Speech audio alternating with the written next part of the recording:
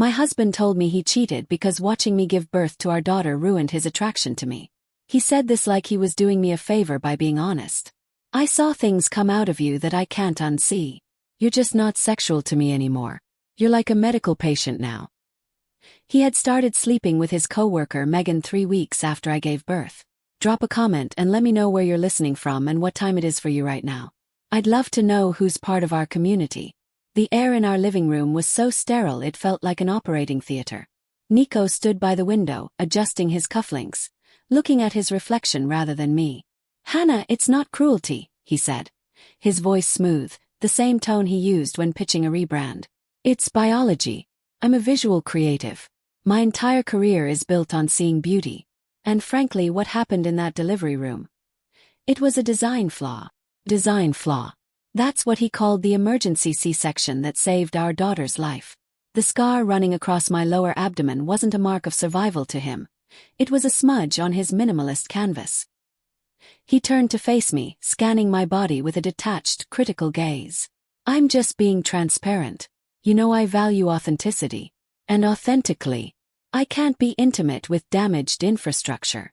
I sat on the beige sofa holding our 2-month-old daughter, Ilara. She slept, oblivious that her father was dissecting her mother's worth. I didn't scream. I just looked at him. It wasn't shock. It was recognition. This was Nico's brand. He was the creative director at Aura, pitching a project for Nurture, a luxury wellness brand. The campaign was titled Sacred Scar. The tagline, Honor the Geography of Life. He spent his days curating moody photos of stretch marks and writing poetic copy about the warrior mother. Then he would come home and tell me to cover up because my reality ruined his vibe. The cognitive dissonance was breathtaking. He was monetizing the raw beauty of motherhood while shaming the mother of his child for having it. I need you to understand, he said, checking his watch. This isn't about love. I still care for you. But attraction is a different metric. You need to fix this. Get laser treatments. Wear high-waisted things. Till then, I can't force myself. He walked out, leaving the scent of sandalwood cologne behind. I looked down at Ilara and then at the scar he hated. For the first time in months, the fog of exhaustion lifted, replaced by a cold, sharp clarity. He thought I was broken. A before picture in need of an after. But he forgot who I was before I was his wife. I wasn't just a mother. I was the graphic designer who taught him about negative space. I was the one who ghost designed his award-winning campaigns. He saw a patient. I saw a project. And if there was one thing I knew how to do, it was a rebrand. 2 days later, the doorbell rang. It was Nico's mother, Sandra. She swept in with the energy of a hurricane smelling of lavender and judgment. Nico told me you're having struggles, she said, setting a bag on the counter. She didn't ask about the baby. She looked at me with a pity that felt like a slap. Men are visual creatures, Hannah, she said, unwrapping a box. You can't expect him to stay interested if you don't put in the effort. The baby is here now. Time to bounce back. She handed me the box. Inside was a concealment corset, reinforced with steel boning, guaranteed to snatch a waist and hide any evidence of humanity. Wear this, she instructed. Fix the damage. Don't let him see the mess. A wife's job is to maintain the mystery. I realized then that Nico wasn't an anomaly. He was a legacy. Sandra wasn't helping me. She was preserving the asset. She wanted me to squeeze myself back into the shape that made her son comfortable. Thank you, Sandra, I said, my voice flat. I'll keep this in mind. After she left, I didn't throw the corset away. That was too reactive. Instead, I took a photo of it next to my bottle of painkillers. I framed it perfectly, capturing the stark brutality of the request. I snapped the picture. Fully real. That night I opened my laptop. Not to look for laser treatments but to open my old design files. I created a new folder named The Sacred Hypocrisy. If Nico wanted to talk about sacred scars, I was going to give him some reference material. I started documenting everything. The texts, the receipts for maintenance gifts, and photos of myself. Not the airbrushed nonsense he pitched to Nurture, but the scar itself. The puckered skin. The reality. Nico thought he was the creative director of this family. He forgot I was the one who executed the vision. I found Nico's iPad open on the dining table on a Saturday morning. The screen woke up to his portfolio. It wasn't his usual work. It was a mock-up for the Sacred Scar campaign. The face staring back wasn't a mother. It was Jade. Jade was 24, an intern at his agency. In the photos, she was posed in ethereal lighting, holding wildflowers where a baby should be. Her stomach was smooth, perfect. But there was a scar, a digital one. A delicate, symmetrical line drawn in Photoshop, dusted with a gold filter. It looked like jewelry. Then I saw the messages. Nico. Just finished the edit. You look like a goddess. We had to airbrush the reality out. Real scars are too jagged for high fashion. Jade. Ugh, I know. Imagine having that on your body forever. You're a saint for dealing with H. It must be like living in a medical diagram. Nico. It's hard. I try to be supportive, but the aesthetic is broken. I need these shoots with you to remind me what beauty looks like. I gripped the table edge until my knuckles turned white. The cognitive dissonance finally snapped. For months I had internalized it. I believed my body was the problem. I had accepted the invisible chain of the survivor. It's the fog that keeps you frozen postpartum. You are sleep-deprived and vulnerable, so your brain tells you to keep the peace. You tell yourself, he's just stressed. I owe him patience. It's a prison without bars. But reading those messages, the fog evaporated. Nico wasn't confused. He was a narcissist experiencing cognitive dissonance. He publicly preached female empowerment to win awards while privately feeling entitled to a flawless partner.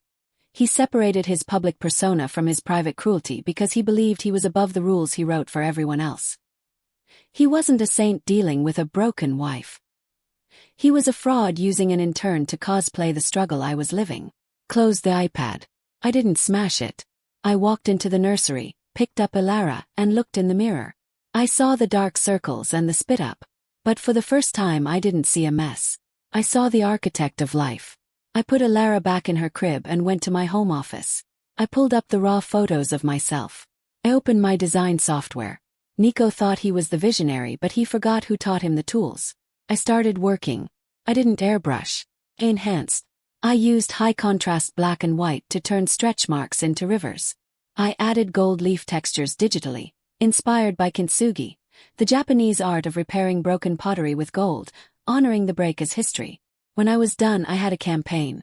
It wasn't Sacred Scar, a sanitized fantasy. It was The Sacred Break. I saved the files.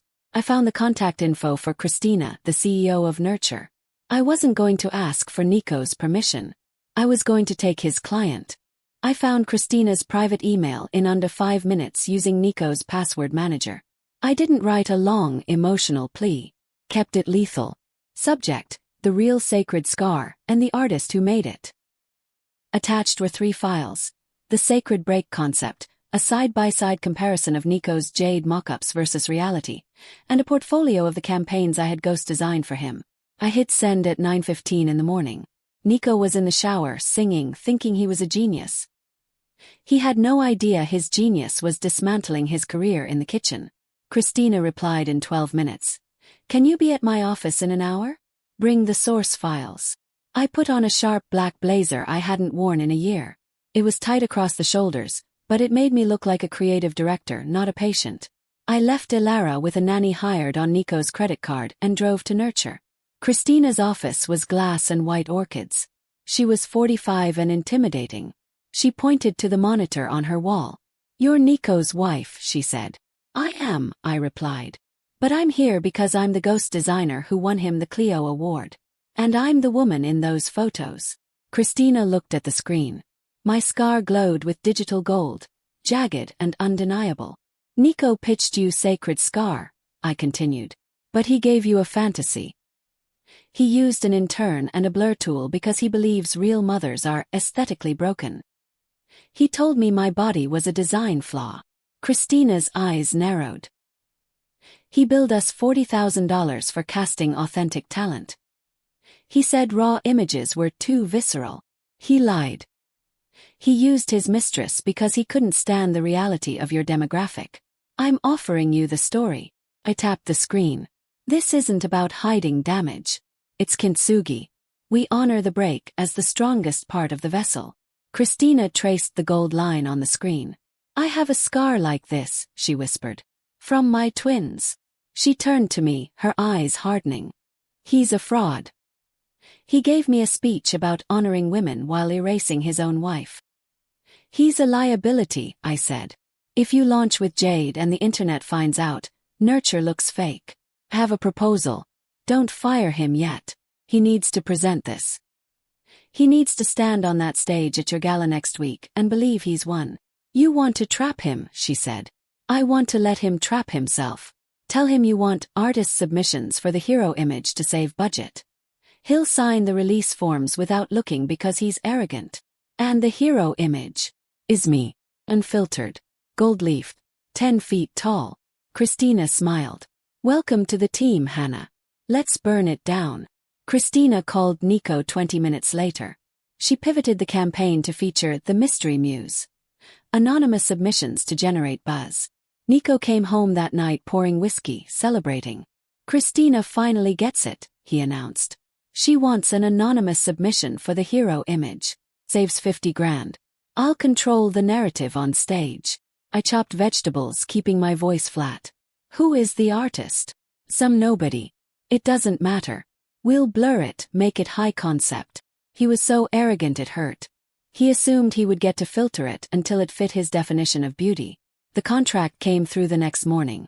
Subject. Final asset approval. Urgent. Nico sat at the island, opening his laptop. Ugh, legal paperwork. I poured his coffee. You should probably read it. He rolled his eyes. Hannah, please. I don't need to read the specs. I am the spec. Christina knows better than to send me something ugly. He scrolled to the bottom. He didn't wait for the images to load. His ego was the blindfold. He clicked the digital signature box. Nicholas Vane, creative director. He signed it. He authorized the unedited use of Submission A. He waived his curatorial review. He signed his execution order and took a sip of coffee. Done, he said. Now I just have to write the speech. Something about the geography of grace. Tears, struggle, redemption. Clients eat that up. I looked at his hands. Hands that never changed a diaper. You're going to be great, I said. You should wear that corset Mom bought you to the gala, he added. It would help with the silhouette. I didn't flinch. Don't worry. I have the perfect outfit. I went back to the nursery and picked up Ilara. Nico thought he was the protagonist. He didn't realize he was just the villain in my opening act. I texted Christina. Signed. She replied, printing the canvas. 10 feet tall. The Sacred Scar Gala was held in a converted warehouse in the Arts District. I arrived late, wearing a midnight blue silk dress I bought with my retainer check. It was backless, plunging deep. It didn't hide anything. It announced me. I stood in the shadows watching Nico. He was in a velvet tuxedo, holding scotch, laughing. Jade was on his arm in white, looking beautiful and terrified. Sandra was there, boasting about her son's visionary spirit. They were celebrating a lie. At 8 in the evening the lights dimmed. Nico stepped to the microphone. Welcome, he said, dropping his voice to his serious register. Tonight is a movement. We live in a world that tells women to hide their history. But I believe the body is a map. And the scars, they are the mountains. Tonight we unveil the face of that journey. An image that says, I am here and I am holy. I walked out of the shadows, stopping in the center of the room. Nico saw me. His smile faltered. Why was the medical patient here looking like a movie star? He recovered, gesturing to the massive draped canvas. Ladies and gentlemen, I give you the sacred scar. The curtain dropped. It wasn't a blur. It was 10 feet tall. High definition. It was me. The photo was a landscape of skin. The stretch marks were silver rivers. And the scar, my jagged C-section scar, was the centerpiece, digitally painted with liquid gold leaf. It was violent. It was beautiful. The room gasped. Nico froze. He looked at the canvas, then back at the audience. He looked at Jade, who was staring at the image with her hand over her mouth. Nico's brain broke. The cognitive dissonance shattered. He couldn't denounce the image without destroying his career, and he couldn't claim it without exposing his hypocrisy. Christina stepped up. Beautiful, isn't it? When Nico pitched honesty, We knew we had to go all the way. We didn't want a model. We wanted the real artist. The woman who designed this campaign in the shadows. She pointed into the darkness. A spotlight swung around and hit me. Ladies and gentlemen, the muse. And the new creative lead for Nurture. Hannah Vane. The applause was thunderous. Nico looked at me, then at the gold-leafed scar he couldn't bring himself to touch. He looked small. I held his gaze, letting him see exactly what he had thrown away. The fallout was immediate. The Whisper Network connected the dots before the applause died down. The woman in the photo was the wife. The woman on stage was the mistress. The man was a fraud. Christina fired Nico's agency on the spot, loud enough for Vogue editors to hear. She handed the retainer to my LLC. Jade left Nico in the lobby, realizing she was just a prop. I met Nico at the bottom of the stairs. He looked like he'd been hit by a train. "Hannah," he stammered. "We can fix this. The campaign is a hit. We're a power couple." I handed him a manila envelope. "These are divorce papers. Inside is a forensic accounting of every dollar you spent on Jade. The dinners, the hotels. My lawyer is thorough. We're asking for everything, Nico. The house, the savings, full custody." "You can't do this," he whispered. "I made you." "No," I said, leaning close. "You broke me. I remade myself. And I used gold to do it." I walked out past Sandra, who looked old and confused. The cool night air hit my face. For the first time in a year I felt light. 6 months later. I'm sitting in my new studio. Polished concrete floors, huge windows. Ilara is painting in the corner. It is beautiful. I walk to the mirror and lift my shirt. The scar is still there. A silver line on the geography of my skin. But I don't see a design flaw. I don't see ruined infrastructure. See the door. To the mother looking in the mirror right now, hating the change. Listen to me. They will tell you that you are ruined. They will hand you creams and corsets and tell you to bounce back, as if you are a rubber band and not a human being who expanded to hold a soul. They will tell you your value was in your tightness, your silence. They are lying. That mark on your skin. It is not damage. It is the receipt for the price you paid to bring life into this world. It is the only thing on this earth that is actually sacred. Don't hide it. Don't apologize for it. And if anyone tells you it makes you less lovable, you show them the door. And then you gild the frame. If this story reminded you of your own strength, share it with a woman who needs to hear it. And tell me in the comments, what is one scar you carry that actually proves you survived?